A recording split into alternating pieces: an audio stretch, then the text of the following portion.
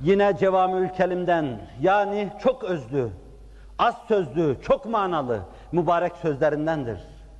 Huffetin nar bi'şşehevat ve huffetil cenne bil mekarih. Cehennem etrafı insanın cismaniyetine, bedenine seslenen zevklerle donatılmış. Cisminin altında kalan, bedeninin arzularını yerine getiren cehennemin yoluna girmiş demektir. Cehennem insanın şehvetleriyle ihata edilmiş, kuşatılmıştır.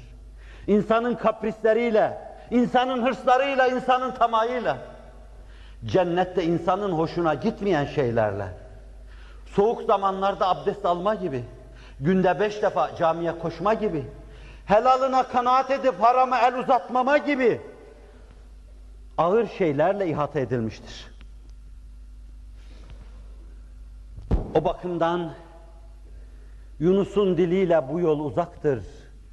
Menzili çoktur, geçidi yoktur, derin sular var.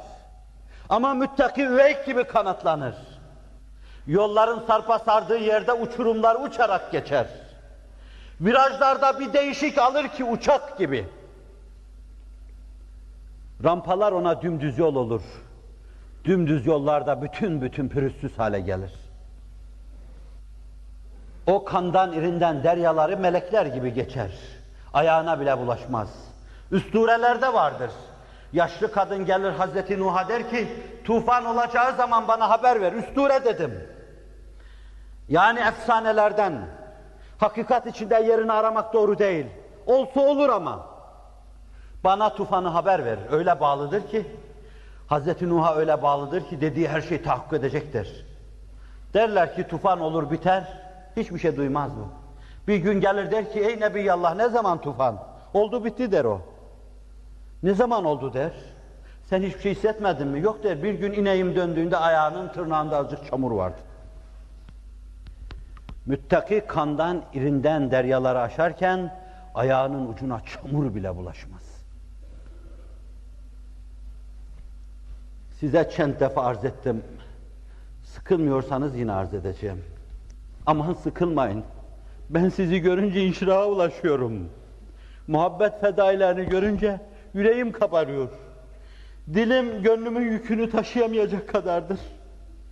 Ne kadar arzu ederdim gönlümde duman duman kabaran şeyleri bir kitap gibi açıp sizin önünüze sereyim. Ama Akif'imizin dediği gibi diyeyim. Hissederim söyleyemem. Dili bağlı kalbimin bundan pek vizarım. Dili tutuk bir insanım. Hissiyatıma tercüman olamam. Olamadım. Sizin samimiyetiniz karşısında inşiraha kavuşuyorum. Sıkılmayın. Uçurumlara gitmeyenler, düz yol varken çukura düşmeyenler, müttakiler, düşmeyeceksiniz, düşmediniz. Damarlarınızda cereyan eden kanın şehvet diye hükmünü size geçirmek istediği şu günlerde, şu dakikalarda, şu saatlerde emsaliniz kim bilir nerelerde beytutet ediyor. Saatlerini, dakikalarını nerelerde geçiriyor. Ben utanıyordum sabah sizin karşınıza çıkarken. Gece azıcık uzanırken de utanıyordum. Kendi kendime dedim ki ya Rabbi bunlar camiyi şu saatlerde doldurdular. Ben nasıl böyle uzanırım, ayaklarımı uzatırım. Utanıyordum. Siz mükemmel bir kendinizi aşmışlık içinde, nefsaniliğinizi aşmışlık içinde, bedeninizi aşmışlık içinde mescide gelip koşacaksınız, varacaksınız, ulaşacaksınız. Bir de kendinizi sıkıştıracaksınız. Nelerle sıkışacaksınız? Burada oturacaksınız. Neye? Fahri kainat mı gelmiş? Haşa ve kella. Onun yakınından birisi mi gelmiş? Haşa ve kella.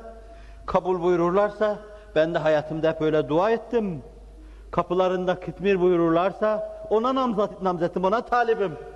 Onun içinde bulunduğu sarayın koridorunun önünde, boynunda onun eliyle taktığı tasma, ona bir şey yapmak isteyenlere karşı hav hav edip koymak isteyen kitmir.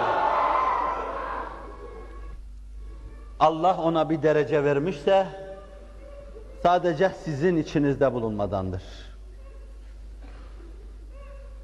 Siz inşallah cismaniliği aşacaksınız. Çünkü sizi bekleyen vazifeler cismaniliği aşmanızı gerektiriyor. Bedenin altında kalmamanızı gerektiriyor. İkinci fasıl dedim buna. İkinci fasılda Ömer'im, Emirül Müminin Ömer'im, ne dersin ulan? Seni kim kabul eder? Sana kim Ömer dedirtir? Hayal. Rüyasını görüyorum. Rüyasını görüyorum. Bir gün Ömer başımı okşar. Ya Resulallah bizdendi der. Rüya. Aslanım. Mescitte halife namaz kıldırmış. Yüzünü cemaate dolmuş, dönmüş. 2 gün oldu, 3 gün oldu. Falan oğlu falan, ferasetine kurban. Nasıl da bilirsin? Şu cemaat içinde falan oğlu falan bugün gelmemiş. Nasıl da bilirsin? Bilir o. Fetanetine kurban olduğum bilir. Karl Marx'a bile Ömer seviyesinde insanlık idare edilmemiştir dedirten Hazreti Ömer bilir. Ferasetine kurban olduğum insan. Nerede falan gençtir? Derler bir talihsizlik ölümü içinde öldü. Seni üzmemek için de götürdük, gömdük. Nasıl bir ölüm bu? Delikanlı boyu posu, edası endamı, reftare salınması, önünden geçip gittiği bir kapıda bir kadın daima kendisine dalaşmasına vesile olmuştu. Her gün dalaşır. Fettan, insanı baştan çıkaran bir kadın her gün dalaşır. Her gün bu ateşten şeye hayır der, inna khafullah. 7 zümre, mahşerde hiçbir gölgenin bulunmadığı zaman Allah'ın gölgesi altındadır denen hadis-i şerifte 7 zümreyi sayarken birisi de budur. وَرَجُلٌ دَعَتُ imraatun zatu mansibin ve cemalin. Bir de bir yiğit ki mansıp ve cemaliyle serfiraz bir kadın, hadi gel dedi ona. Oysa cevabı şu oldu, inni ahafullah. Ben Allah'tan korkarım. Ben Allah'tan korkarım. Ne kadar zaman olmuştu o fettanlık başlamıştı bilemeyeceğim. Belki 1 sene. Belki 1 sene her gün başlayın kulaklar yağar edilmiş. Her gün 1 sene onun önüne çıkılmış. Her gün 1 sene fettanlık yollara serilmiş. Nihayet bekar bir insan. Bir gün yine o kapının önünden giderken kadın bütün alüfteliğini kullanıyor. Az buçuk kalbinin meyli oluyor. Az buçuk. Acaba diyor. Bir tereddüt geçiriyor. Bir de hemen dilinde şu ayeti buluyor. Şu ayetin diline dolandığını hissediyor o esnada. Şehvet vücudunu sararken, bakışını bulandırırken, başını döndürürken birdenbire dilini yokluyor, bir ayet var. Gel dememiş o ayete. İnnellezîne takav, takva var içinde. İnnellezîne takav izâ messehum taifun mineşşeytan tezekkerû fe izâhum mübsirûn. Onlar ki ittika ettiler. Müttakice davrandılar. Bir kere baştan Allah'a gönül vermişlerdi. İzâ messehum taifun mineşşeytan. Şeytanın tayfları altında, fitne ve fesadı altında kalınca Allah onları orada kendileriyle baş başa bırakmaz. Allah hemen hatırlatır. Tezekkerû. Hatırlar fe izâhum mübsirûn derken gözleri 4 açılır. Cehennemi bütün ihtişamıyla görürler. Cenneti bütün ihtişamıyla görürler. Niye? Çünkü geniş zamanda Allah'ı hiç unutmadılar. Uçurumun kenarında tam kayacakları an, tam düşeceklerdi. Allah arkadan tutuverir. Ayet. Ayet diline böyle dolaşınca dikkatinden, aman Allah'ım ben ne kadar vefasız, sen ne kadar vefalı. Kalbi öylesine heyecanlandı ki kalp böyle bir heyecanla atmaya tahammül olmadı. Ve duruverdi, yıkıldı orada. Yıkıldı. Aslanım yıkıldı. Fettanın kapısında yıkıldı, ne diyeceklerdi? Ama ne güzel yıkıldı, hayır yıkılmadı. O mütede şehit olan, kanatlanan, yeşil kanatlarıyla cennette pervaz eden Cafer bin Ebi Talipler ordusuna karıştı. Çünkü bir şey yapmamıştı. Bir temayül olmuştu. ve temayülüne karşı bir ayetle sinesinden bir ok yemiş ve ölmüştü. Götürmüş gömmüşlerdi. Hazreti Ömer'e meseleyi hikaye edince koştu. Çok vefalıydı, vefalı. Arkasında namaz kılanlardan biri ölmüş gitmiş. Koşacak mezara, ona bir selam çakacak, bir dua edecek. Selamun aleyküm dâre kavmin mu'minin. Ve inna inşaallahu bikum lahikun. Gafarallahu li ve lekum ecma'in diyecek. Mezarının başına dikildi. Gayba seslenen Ömer. Bir gün Medine minberinde, 3-5 gün ötede ordu kumandanı Hazreti Sariye'ye "Ya Sariye el cebel, el cebel" diyen Hazreti Ömer.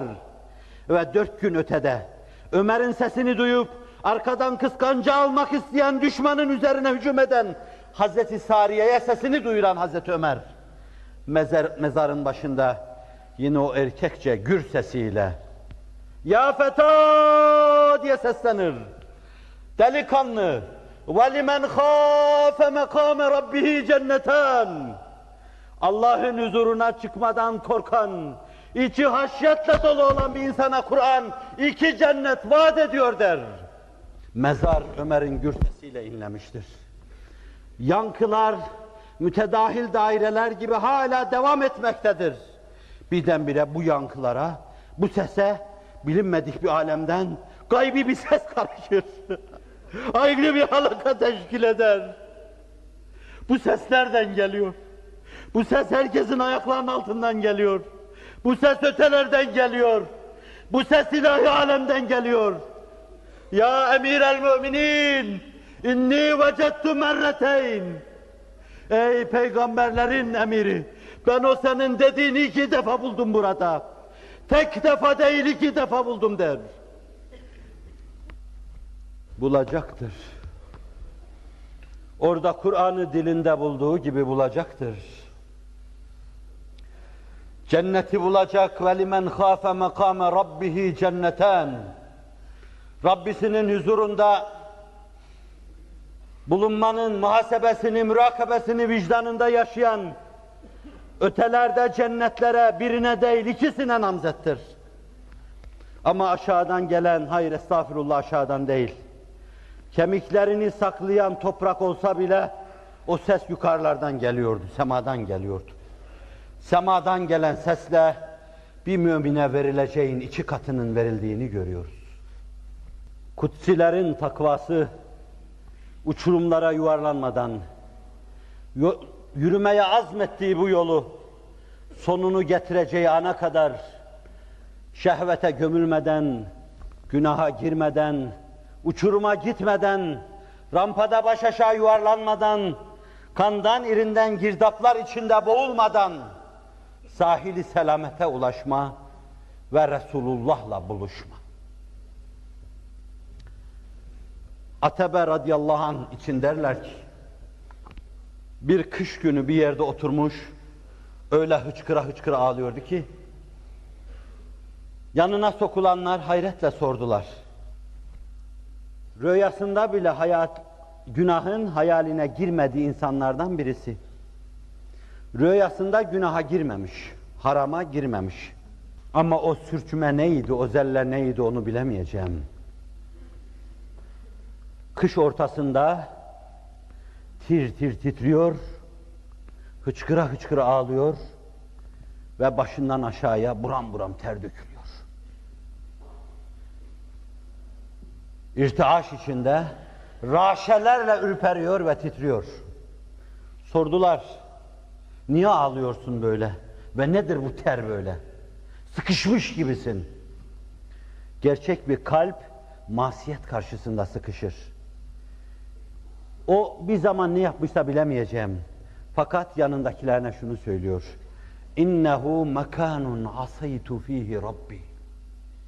Burası öyle bir yer ki benim şimdi şu irkildiğim, ürperdiğim, titrediğim yer öyle bir yer ki bir zamanlar şu beni tanıdığınız gibi tanımadan evvel ben burada bir kere ayağım kaymıştı, düşmüştüm. Buraya gelince düşünüyorum da hicaptan 2 büklüm oluyorum. Ben burada sana baş kaldırmıştım Allah'ım diyorum. Bura benim Rabbime isyan ettiğim yerdir diyor. adımını böyle şuurlu ve hassas atan bir insanın uçuruma gitmesi düşünülemez.